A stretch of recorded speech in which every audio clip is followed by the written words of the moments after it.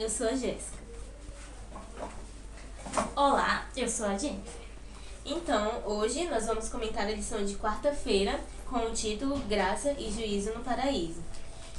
O título da lição dessa semana é A Criação e a Queda. E o verso áureo é: Porém, inimizade entre você e a mulher, entre a sua descendência e o descendente dela. Este lhe ferirá a cabeça e você lhe ferirá o calcanhar. Então, vamos voltar no início de tudo, que é a história de Adão e Eva. Bom, a penalidade da desobediência deles é frequentemente recontada. Então, frequentemente nós ouvimos as histórias do começo do pecado, quando Eva conversou com a serpente e quando Eva comeu o fruto. Muitas paródias são contadas sobre isso, recontadas por vários anos, por todas as gerações. Mas o que as pessoas esquecem é a graça de Deus. Raramente as pessoas lembram do amor de Deus, né, entrando nessa história toda. Só lembram do começo de todo o pecado. Agora vamos voltar lá no começo de tudo. Quando Adão e Eva comeu o fruto. E a primeira declaração que Deus fez para o mundo foi a condenação de Satanás e não a do homem.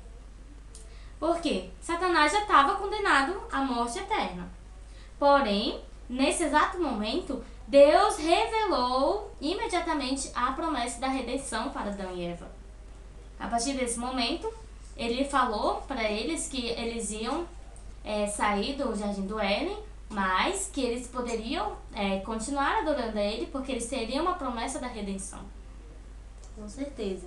Bom, com isso, com a queda de Adão e Eva, nós podemos notar neles os primeiros sentimentos do pecado, que é quando Deus pergunta a Adão: onde estás?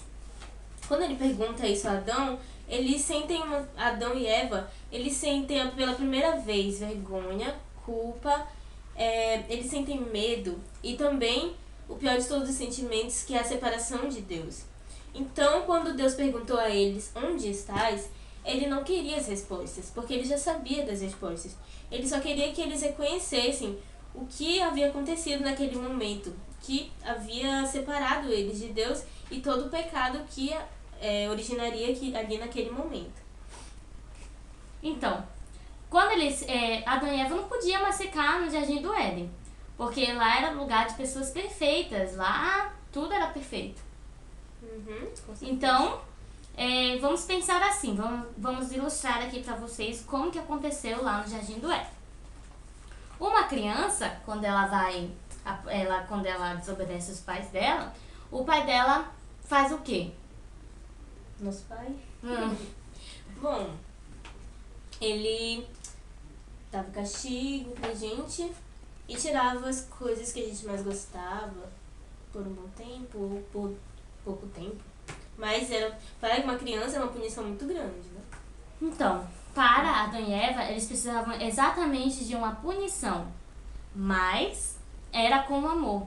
Ele precisou tirar Adão e Eva do Jardim do Éden para mostrar a eles que desobedecer a Deus não é uma brincadeira qualquer. Desobedecer a Deus é um ato muito sério. E Deus, mesmo com a dor no coração, quando Adão e Eva saiu do céu, os anjos ficaram muito tristes, Jesus ficou muito triste. Mas eles precisavam dessa disciplina e eles precisavam também adquirir hábitos de domínio próprio. Porque isso fazia parte da restauração da dignidade do homem. Porque se Deus não tivesse, vamos pensar assim, se Deus não tivesse tirado Adão e Eva de lá, eles falariam: comer do fruto é bom, Deus não me puniu, e então eu vou poder continuar pecando. Eles não iam poder conseguir se arrepender do pecado deles, porque não ia haver uma punição, um choque, né, quanto a isso. Então, parando de falar do pecado, vamos falar agora da graça, onde tudo começou. Então, pensando assim, o plano da redenção surgiu assim. Adão e Eva pecaram, então houve uma reunião no céu, e aí todos eles, os anjos, deram a sua opinião, e todo mundo decidiu o que haveria a ser feito ali naquele momento? Não. O plano da redenção foi estabelecido muito antes da criação da Terra. Então, Deus já sabia tudo o que ia acontecer. Então, mais uma forma de vermos a grandiosidade do nosso Deus e como Ele já sabe de tudo o que ia acontecer, Ele já fez um plano de salvação para o homem e para toda a humanidade. E só Jesus, como Cristo revelado, poderia descer aqui, nascer de uma mulher humana, né? Para suportar tudo e para morrer em nosso lugar, levar os nossos pecados, carregar a nossa cruz, para depois morrer lá, para nos salvar. Com certeza. E com isso, ele mostraria o amor. Porque ele não queria julgar o homem pelo seu pecado, mas ele queria salvar a humanidade.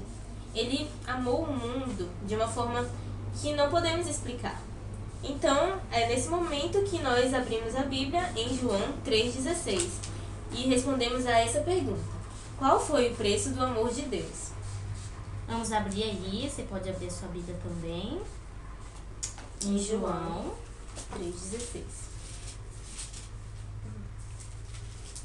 Vamos ler todo mundo junto. Porque Deus amou o mundo de tal maneira que deu seu Filho unigênito para que todo aquele que crê não pereça, mas tenha a vida eterna. Não, deixa a sua Bíblia aberta. Agora vamos parar para analisar.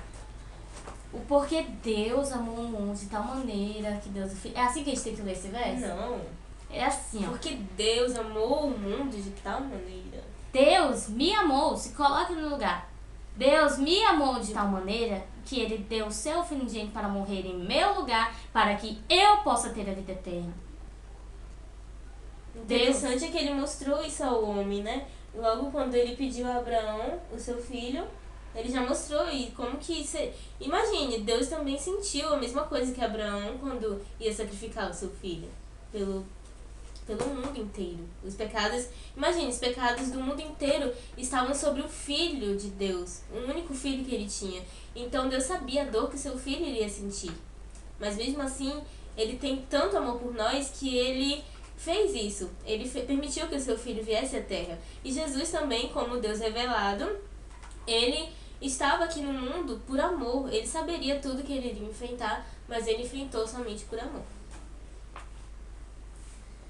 Agora... e então vamos responder uma outra pergunta. Que na tá aqui na sua lição. Mãos à Bíblia, na lição de jovens, né? E de nessa adultos, partezinha daqui. E tá aqui, ó. Então, a pergunta é: ao falar com a serpente, o que Deus disse e qual é o significado de suas palavras?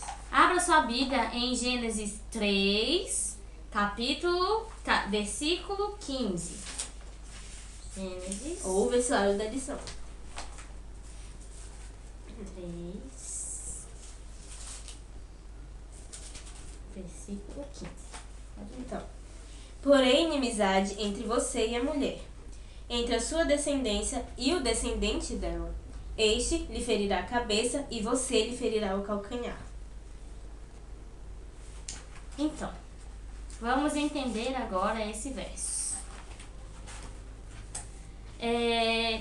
Quem é o descendente da mulher? A humanidade e o descendente da mulher Jesus. Exatamente, porque Jesus nasceu de uma mulher e se tornou o descendente da humanidade. Tornou humano. E quem é a serpente? Inimigo, Satanás.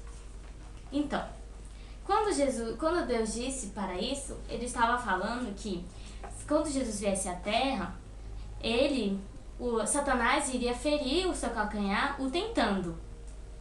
Que, como vocês viram, nasceu de terça-feira, ele tentou de todas as maneiras, no deserto, em toda a sua vida sofrimento, aqui, né? Até a própria rejeição dos que ele viera ao mundo salvar. E toda a tentação que foi quando Satanás estava ferindo o calcanhar de Jesus.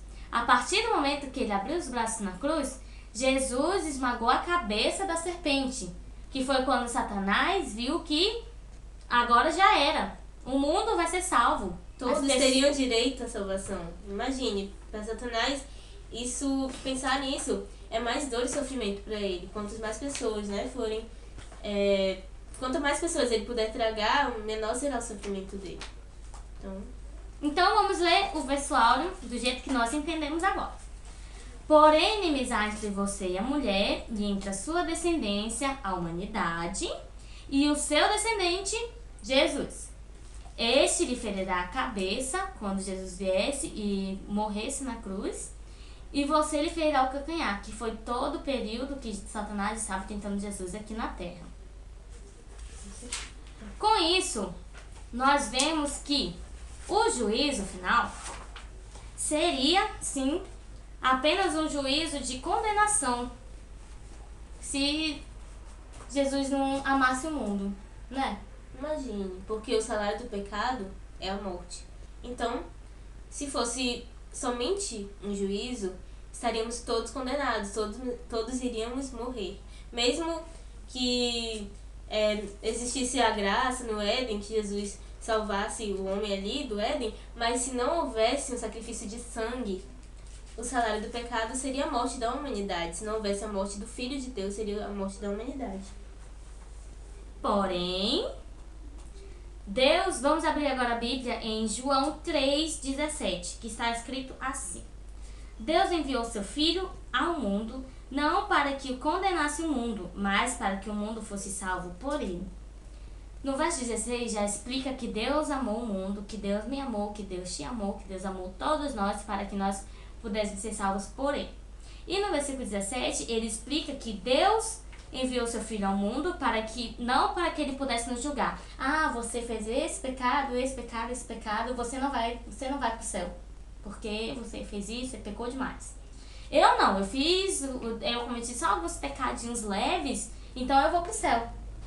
Não, Jesus veio aqui não para julgar cada um de nós, mas para nos salvar. Ele já deixou seu plano de redenção, de salvação e de amor. Agora, se nós quisermos ser salvos, nós temos que amá-lo e obedecer às suas leis. Porque sem obediência, não há amor. Então, com isso, concluímos a nossa lição de quarta-feira com Jéssica e Jennifer. Obrigada pela atenção.